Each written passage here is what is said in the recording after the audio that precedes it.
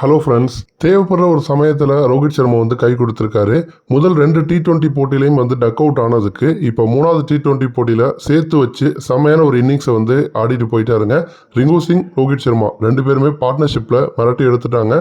ரிங்கு சிங் வந்து அவருடைய ஒரு எக்ஸ்பீரியன்ஸே கிடையாது, பட் இருந்தாலும் எக்ஸ்பீரியன்ஸான பிளேயர் மாதிரி வந்து ஆடி இருக்காரு. சஞ்சு சாம்சனுக்குலாம் எக்ஸ்பீரியன்ஸ் அதிகம், அவர் கோல்டன் டக் அவுட்டு.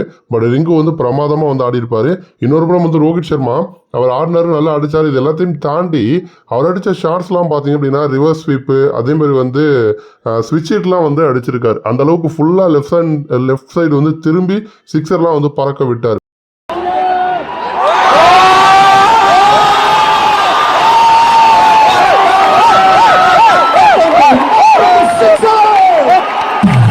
பன்னெண்டாவது ஓவரில் பார்த்தீங்கன்னா பேக் டு பேக் வந்து 2 6 ரோஹித் சர்மா வந்து மிரட்டினார். அது வரைக்கும் வந்து ஸ்கோர் வந்து ஒரு 10 ஓவர் வரைக்கும் ரொம்ப மந்தமாக இருந்துச்சு. இந்த 12வது ஓவருக்கு பிறகு தான் வந்து ஸ்கோர் வந்து திரும்ப அதிகமாக வர ஆரம்பிச்சுது. அதே மாதிரி வந்து T20s ஒரு கேப்டனாக கோலியை விட அதிக ரன்கள் ரோஹித் சர்மா வந்து அடிச்சிருக்காரு. 1570 ரன்கள் தான் கோலி அடிச்சிருந்தாரு. அவரை விட இப்போ ரோஹித் வந்து முன்னோக்கி போயிட்டு இருக்காரு. இன்னொரு புறம் இந்த மாதிரி பேக் டு பேக் 6, அதுவும் வந்து ரோஹித் சர்மா இந்த மாதிரி லெஃப்ட் சைடு திரும்பிலாம் அடிக்கிறத பார்த்துட்டு விராட் கோலி ரொம்ப என்ஜாய் பண்ணியிருப்பாரு. இன்னொரு புறம் பார்த்தீங்கன்னா அப்படியே வியந்து போய் பிரமிச்சு வந்து பார்த்துருப்பாரு. ஏன்னா ரோஹித் இந்த மாதிரிலாம் அடிச்சு நம்ம பார்த்ததே கிடையாது. இப்போ புதுசாக வந்து ட்ரை பண்ணுறாரு. அதனால விராட் கோலி ரொம்ப ஷாக் ஆயிருப்பாரு. நன்றி.